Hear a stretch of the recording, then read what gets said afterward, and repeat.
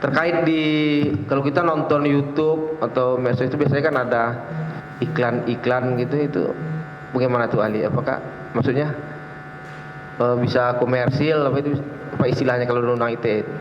Jadi kalau di YouTube kan dipotong ada iklan, bisa ini nggak? Maksudnya dijelaskan undang ITE. Saya agak kurang paham Pak Julius. Maksud pertanyaannya seperti apa?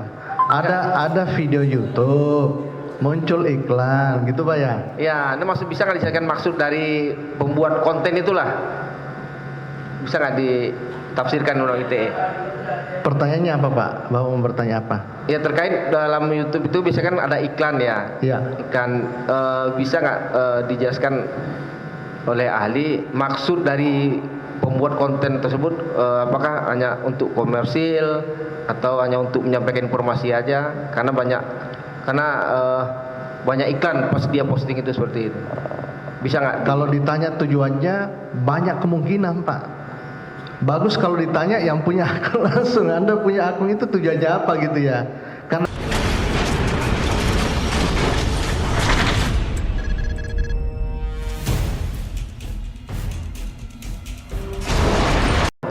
sebelum pemeriksaan ahli, saya diingatkan terdakwa, terima kasih. Saya belum memperkenalkan anggota baru sementara. Jadi kalau Pak Yani belum tahu, jadi ini Pak Poyong ini nak COVID Pak. Minta doanya aja lah biar cepat sembuh. Begitu saya minta tolong Bapak Heneng pun jadi. Ini beliau dari Makassar, baru hakim pusat ini ditunjuk oleh pimpinan untuk menggantikan sementara. Ya, mohon dimaklumi. Nanti Pak Oyong sehat kembali. Insya Allah semua fakta persidangan tetap akan terekam, ya, karena ada berita acara, ada ATR, ya. Demikian ya penyampaiannya agar dimaklumi, agar tidak bertanya-tanya siapa lagi ini kan gitu ya. Baik, ahli tadi sudah disumpah ya. Sumpahnya masih tetap melekat ya ahli. Untuk itu kami persilakan penuntut umum dulu, silakan. Terima kasih yang mulia. Saudara ahli, sehat udah makan Pak ya? Udah makan siang? cuma sekarang lagi ngantuk. Kenapa? Ngantuk karena sudah makan. Iya. Sama kan? Ngantuk juga. Iya, penyakitnya habis makan kenyang biasanya. Apalagi kalau ada telurnya itu bisa ngantuk itu. Kalau boleh dibuka aja Pak biar jelas. Dibolehkan dibuka? Iya. Silakan. Takutnya agak blur kalau wajah saya agak jelek lagi. Nah, disuntingin. Oke, ahli ya. Siap. Saudara dihadirkan di persidangan sebagai ahli undang-undang ITE. Sedikit Pak, udah berpengalaman ya Pak menjadi saksi menjadi ahli terkait undang-undang ITE di persidangan? Sudah ratusan kali Pak. Ratusan kali ya, karena sudah saya aja udah 2-3 kali dengan Pak Roni. Dengan Bapak juga sering ketemu. Oke, saudara ahli ya, terkait keahlian saudara mengenai undang-undang ITE ya, itu boleh dijelaskan secara spesifik, maksudnya ahli apakah dalam hal memahami undang-undang atau gimana? Maksudnya ahli undang-undang ITE itu ahli apa gitu itu kira-kira ahli keilmuan saudara gitu? Oh, keilmuan saya ya. Baik, jadi untuk latar belakang pendidikan saya itu ada juga ilmu hukum ya di Universitas Kristen Indonesia Paulus, dan juga menyelesaikan ilmu komputer di Universitas Gadjah Mada. Kemudian dalam perjalanan atau riwayat hidup saya juga membantu Kementerian Kominfo, Komunikasi Informatika Republik Indonesia. Saya lupa kira-kira 2011 sampai 15. Terakhir itu pada saat Pak Jokowi sebagai presiden, ada pemangkasan anggaran untuk BINTEK ya, bimbingan teknis, sehingga di masa itu sudah bisa dikatakan bintek Undang-Undang ITE itu tidak dilakukan lagi. Artinya saudara ahli sudah berpengalaman ya di Ya, membantu Kementerian Kominfo untuk sosialisasi Undang-Undang ITE ini, ya, yang diundangkan 21 April 2008. 2008. Lalu kemudian dalam perjalanannya juga saya membantu Kementerian Kominfo untuk pembahasan tentang peraturan pemerintah tentang penyelenggaraan sistem dan transaksi elektronik PSTE, gitu ya. Lalu kemudian dalam perjalanan yang lebih dominan sampai saat ini, yaitu adalah membantu memberi pendapat ahli di dalam kasus-kasus yang hanya menyangkut cyber saja. Khususnya penerapan Undang-Undang Informasi dan Transaksi Elektronik. Dan seperti itu. Terima kasih. Terima kasih ahli. Oke, selanjutnya kita masuk ke Undang ITE ya. Kalau boleh ahli menjelaskan, mungkin udah sering juga ditanya, tapi kata pepatah orang lancar gaji karena sering diulang gitu kan. Mau saya tanya lagi terkait pengertian apakah itu informasi elektronik, dokumen elektronik, dan sistem elektronik, bisa saudara ahli jelaskan secara singkat? Baik, Majelis Hakim yang mulia, izinkan saya untuk menyampaikan apa yang ditanyakan oleh penuntut. Jadi dalam Undang-Undang ITE ini banyak sekali istilah, ya, terutama yang menyangkut tentang teknologi informasi. Yang pertama ditanyakan tadi adalah informasi elektronik. Kalau kita baca di pasal 1 angka 1 Undang-Undang ITE, baik di Undang-Undang 19 tahun 2016 maupun di Undang-Undang 11 tahun 2008, di situ saya jelaskan substansinya saja. Ya, kalau saya disuruh menghafal, saya juga tidak bisa menghafal kata per kata ya. Ada 3 substansi. Pertama adalah dia merupakan data elektronik. Kalau dia merupakan data elektronik, berarti di dalam penyimpanan, di dalam pengiriman, di dalam pengumpulan data itu tentunya semua menggunakan sistem elektronik. Itu poin penting yang pertama. Kemudian yang kedua, substansi informasi elektronik adalah dia memiliki bentuk atau wujud atau format. Tidak terbatas pada tulisan atau teks, pada suara, pada gambar atau foto, pada video, pada peta. Tidak terbatas pada hal itu saja, bisa lebih luas lagi. Kemudian substansi yang ketiga, informasi elektronik itu artinya dapat dipahami artinya atau dapat dimaknai artinya. Jadi kalau ada sebuah orang mengatakan ini informasi, tapi kita tidak tahu apa artinya, maka itu tidak bisa dikategorikan informasi elektronik, gitu ya. Nah, 3 substansi itu yang menjadi substansi daripada pengertian atau definisi informasi elektronik. Yang kedua yang ditanyakan tadi adalah kalau tidak lupa dokumen elektronik. Itu ya Pak ya. Nah, dokumen elektronik ini bagaikan sepasang suami istri, tidak terpisahkan. Karena kalau kita lihat di dalam pengertian atau definisi dokumen elektronik itu ada kata-kata informasi elektronik, yaitu informasi elektronik yang dibuat, disimpan, diteruskan atau dikirimkan, gitu ya. Lalu kemudian ya pengertian selanjutnya itu adalah informasi elektronik memiliki bentuk tidak terbatas pada tulisan atau teks, pada suara, pada gambar, dan dapat dipahami artinya, gitu ya. Untuk membedakan antara dokumen elektronik dan informasi elektronik, izinkan saya memberikan contoh majelis ya. Misalnya saya mengirimkan berupa file kepada Pak Amayani gitu ya. Saya baru bertemu, sering lihat di TV Bapak ya. Artis ya, atau Pak Edi ya. Saya kirim, dia lebih populer ya. Ya, tidak apa-apa, agak lebih santai Pak ya. Ya, kalau saya mengirimkan email kepada Pak Amayani, maka email itu adalah dokumen elektronik. Tapi kalau saya buka email itu, di dalamnya nanti muncul di layar itu namanya informasi elektronik. Saya mengirimkan file kepada ketua hakim, ya. File itu saya kirimkan lewat WhatsApp misalnya, Maka file itu dokumen elektronik. Kalau saya buka itu isinya adalah informasi elektronik. Oleh karena itu pengertian informasi elektronik dan dokumen elektronik itu tidak terpisahkan, artinya berkaitan. Kemudian yang terakhir tadi ditanyakan oleh penuntut umum adalah sistem elektronik. Ya, sistem elektronik ini adalah perangkat atau sekumpulan perangkat. Kalau perangkat itu dalam dunia IT Pak, ada namanya perangkat keras, hardware, dan ada perangkat lunak. Bedanya sederhana, perangkat keras itu adalah sesuatu yang dapat dilihat dan diraba. Jadi kalau saya lihat monitor ini, saya bisa raba. Nah, ini saya bisa raba Pak. Nah, ini namanya hardware. Tapi kalau perangkat lunak, saya bisa lihat, tapi saya tidak bisa raba. Kalau saya raba tulisan yang ada di sini, tidak bisa. Nah, itu namanya perangkat lunak Pak, untuk bedakannya. Mohon maaf, tidak bermaksud memberi kuliah, tapi kira-kira seperti itu Pak bedanya. Terima kasih ya nih, akan menambah wawasan kita. Iya. Ini selanjutnya di non IT kita juga mengenal istilah sering familiar juga mendistribusikan, mentransmisikan atau membuat dapat diakses suatu itu. Itu bisa dijelaskan? Iya.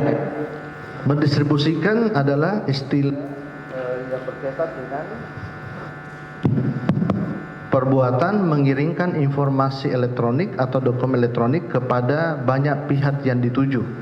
Misalnya saya mengirimkan sebuah email kepada Bapak, kepada Hakim dan kepada Pak Edi Mulyadi. Nah, ini artinya mendistribusikan Pak. Kalau mentransmisikan berarti informasi elektronik itu saya kirimkan hanya kepada satu tujuan. Misalnya kepada admin. Nah, itu artinya satu tujuannya Pak, itu namanya mentransmisikan. Kemudian yang ketiga adalah istilah membuat dapat diakses. Kalau di dalam Undang-Undang 19 tahun 2016 di situ diberi pengertian membuat dapat diakses adalah semua perbuatan lain selain mentransmisikan dan mendistribusikan yang menyebabkan informasi dapat diketahui oleh orang lain atau publik. Jadi apapun perbuatan selain mentransmisikan, selain mendistribusikan itu masih kategori membuat dapat diakses. Saya kasih contoh. Kalau seseorang memposting informasi di akun Facebook, itu masuk kategori mentransmisikan? Jawabannya tidak. Kenapa? Karena tidak ditujukan kepada satu orang. Apakah itu masuk kategori mendistribusikan? Jawabannya tidak juga, karena bukan ke banyak orang yang tertentu, tetapi ini bebas, ya. Nah, maka itu kategorinya membuat dapat diakses. Jadi biasa orang tanya, Pak Roni menentukan membuat dapat diakses ini gimana caranya? Saya bilang gampang. Uji saja perbuatan itu apakah bisa dikategorikan mentransmisikan, apakah bisa dikategorikan mendistribusikan. Kalau bisa dikategorikan ini berarti bukan membuat dapat diakses. Tapi kalau tidak bisa dikategorikan itu berarti membuat dapat diakses. Kalau video YouTube, ya, itu kan tidak ditujukan ke satu orang, betul Pak ya? Tidak ditujukan ke beberapa orang tertentu saja, tetapi kepada siapa saja yang bisa mengaksesnya, maka itu kategorinya adalah membuat dapat diakses. Di dalam Undang-Undang ITE, di dalam pasal lain ada istilah menyebarkan informasi Pak. Ya, jadi menyebarkan informasi ini prinsipnya adalah ya menyebarkan informasi kepada pihak lain, bisa lewat mentransmisikan, bisa lewat mendistribusikan, atau bisa membuat dapat diakses. Demikian. Oke. Tadi sudah menerangkan media sosial YouTube masuk dalam sistem elektronik ya. Kemudian kalau unggahan konten pada media sosial YouTube tersebut masuk informasi elektronik atau kan YouTube-nya kan informasi elektronik. Kalau unggahan konten itu bisa ahli jelaskan? Kalau media sosial itu kan sebenarnya aplikasi, ya, berbasis web. Itu kategorinya perangkat Pak. Jadi masuk pada bagian sistem elektronik. Di dalam media sosial, saya ambil contoh misalnya Facebook, di situ kan orang bisa memposting yang namanya informasi, Pak. Ya, jadi ini tentu memiliki hubungan sekaligus perbedaan. Kalau media sosial itu kan aplikasi, Pak ya, tetapi dia bisa memuat di dalamnya informasi elektronik dan dokumen elektronik, sehingga dapat diakses oleh orang lain. Ya, seperti itu. Terima kasih, Adi. Kemudian sesuai dakwaan kami ya, dalam pasal 45A ayat 2 junto pasal 28 ayat 2 Undang-Undang ITE, itu Ali udah tahu persis ya, terkait unsur setiap orang dengan sengaja tanpa hak menyebarkan informasi untuk menimbulkan rasa kebencian atau permusuhan individu atau kelompok masyarakat tertentu berdasarkan sara, suku, antar golongan, ras atau agama. Pertanyaan saya, Ali bisa menjelaskan per unsur terkait pemenuhan unsur-unsur dari Undang-Undang ITE tersebut? Ya, baik. Kalau orang itu di dalam Undang-Undang ITE kita bisa baca di pasal 1 angka 21. Angka 21. Bahwa orang yang dimaksud di situ adalah bisa perseorangan, maksudnya individu, bisa juga badan hukum. Ya, baik warga negara Indonesia maupun warga negara asing, ya. Kemudian dengan sengaja, ya tentu kalau dalam elektronik kita bisa lihat buktinya kesengajaan itu adalah ketika terjadi sesuatu postingan gitu ya. Nah, setiap terjadi postingan itu pasti menimbulkan akibat. Yang paling minimal akibatnya adalah dapat diakses oleh orang lain gitu ya. Kemudian tanpa hak menyebarkan informasi artinya tidak punya kewenangan, Pak. Di antaranya adalah karena melanggar sebuah peraturan perundang-undangan, ya, termasuk kalau melanggar peraturan perundangan Undang-Undang ITE, gitu ya. Kemudian yang dapat menimbulkan kebencian atau permusuhan. Nah, ini mungkin juga saya memahaminya seperti ini ya, kata-katanya itu, bahwa menimbulkan kebencian atau permusuhan. Artinya menimbulkan itu kan orientasinya pada akibat, Pak. Ya, pada akibat. Jadi konten itu, informasi itu ketika diposting lalu diakses oleh orang lain menimbulkan akibat atau dampak, yaitu adalah timbulnya kebencian atau permusuhan. Kemudian berdasarkan suku, agama, ras dan antar golongan yang biasa disingkat dengan SARA. Ini mungkin nanti dibaca di BAP saya, itu sebenarnya kalau kita buka Kamus Bahasa Indonesia itu diterangkan satu-satu, Pak. Kita bisa cari suku itu apa, ras. Yang saya mau terangkan kepada majelis hakim tentang golongan. Di tahun 2017 ada beberapa komunitas masyarakat yang menguji pasal 28 ayat 2 Undang-Undang ITE. Saya tidak terlibat di situ, tetapi saya tahu saya ada itu. Nanti mungkin dari jaksa penasihat hukum, kalau mau saya berikan itu ya. Itu ada, Pak. Jadi yang dipersoalkan oleh penggugat pada waktu itu di tahun 2017 adalah tentang pengertian golongan. Karena di dalam KUH pidana itu setahu saya pasal 156, mungkin Bapak masih ingat ya waktu sidang apa itu saya pernah singgung, itu juga yang dipersoalkan oleh pemohon pada waktu itu, ketidakjelasan pengertian antar golongan ya pemohon pada waktu itu. Lalu kalau kita baca di dalam pertimbangan dan putusan hakim pada waktu itu, memang putusannya tidak membatalkan pasal itu, tetap berlaku karena tidak melanggar hak asasi manusia. Dan di situ sebenarnya kalau kita baca dalam putusan MK, saya nanti bisa berikan kalau ada yang mau itu ya. Di situ dikatakan bahwa yang dimaksud dengan golongan itu adalah entitas atau diferensiasi sosial yang tidak bisa dimasukkan dalam suku, agama, dan ras. Jadi putusan MK itu kalau saya tafsirkan adalah semua entitas atau diferensiasi sosial yang tidak bisa dikategorikan sebagai suku, agama, dan ras, maka masuk kategori golongan. Itu yang saya pahami dari putusan MK itu, gitu ya. Tentang apakah tafsiran saya ini keliru atau tidak, itulah tafsiran saya, gitu ya, bahwa itu yang dimaksud. Nah, Lalu kemudian saya kira cukup barangkali. Iya. Ya. Masih satu lagi Prof ya. Saya coba ilustrasi sedikit. Contoh kasus, misalnya ada seseorang ya dalam suatu acara atau seminar atau diundang terus membuat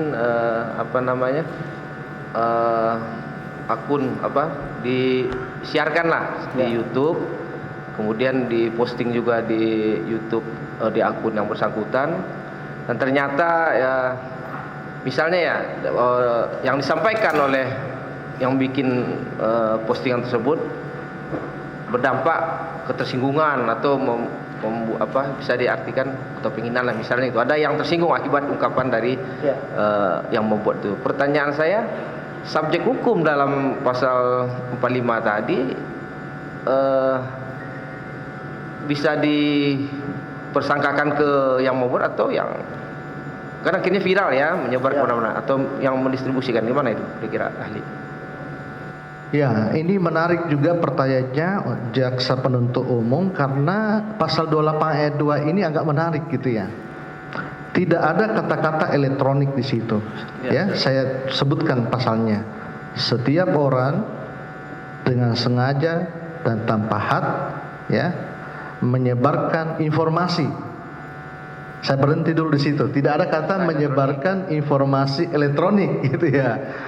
Itu juga saya sampaikan di sidang Bahar Smith di Bandung, bahwa di situ tidak ada kata elektronik gitu ya, menyebarkan informasi, termasuk di sidang Yahya Waloni ya yang saya hadiri itu, saya jelaskan tidak ada menyebarkan informasi yang ditujukan menimbulkan kebencian atau permusuhan berdasarkan sara. Nah, kalau misalnya ada yang mau uji lagi di MK, silakan ya, gitu ya. Apakah ini tafsiran saya seperti ini majelis, bahwa seseorang yang misalnya berceramah, menyampaikan pendapat, opini, pernyataan, tetapi secara sadar dia tahu bahwa ada rekaman, seperti sekarang ini saya direkam, itu rekamannya, saya sadar ini, maka harusnya saya dalam menyampaikan sesuatu pendapat, opini harus berhati-hati gitu ya, karena ada terekam. Artinya kalau direkam seperti ini ada potensi bahwa tersebar luas ini. Itu ada 4, 1, 2, 3, 4, itu 5 yang di belakang data. Saya harus berhati-hati karena itu terekam, itu Pak ya. Nah, jadi kalau misalnya dikatakan bahwa apakah orang yang menyampaikan pendapat, opini dan sebagainya, kalau dia tahu itu bahwa terekam, lalu kemudian itu tersebar, maka dia harus ikut bertanggung jawab juga terhadap penyebaran. Karena konteksnya informasi tersebar itu adalah ada yang menyebarkan dan ada yang menyampaikan informasi kontennya yang seperti itu ya, dapat menimbulkan kebencian atau permusuhan. Kalau informasi itu disebarkan tapi kontennya itu atau muatannya itu tidak menimbulkan kebencian, berarti kan tidak masalah Pak ya. Begitu Pak ya, secara logik kan seperti itu ya. Ada sebuah kasus, saya tidak bisa sebutkan karena ini menyangkut pejabat publik juga. Dia dilaporkan oleh tokoh nasional. Mungkin Pak Mayani tahu kasus ini. Seorang calon wali kota, sekarang sudah wali kota Pak ya, dilaporkan oleh tokoh nasional karena ketika dia kampanye, dia mengumpulkan simpatisan di rumahnya, lalu dia cerita ceplas-ceplos begitu, ada yang merekam itu diam-diam. Berarti si wali kota saat ini itu, pada saat dulu calon wali kota, dia tidak tahu bahwa ada yang merekam Pak. Karena memang waktu itu juga dilarang merekam, karena ini kan ya itu ya.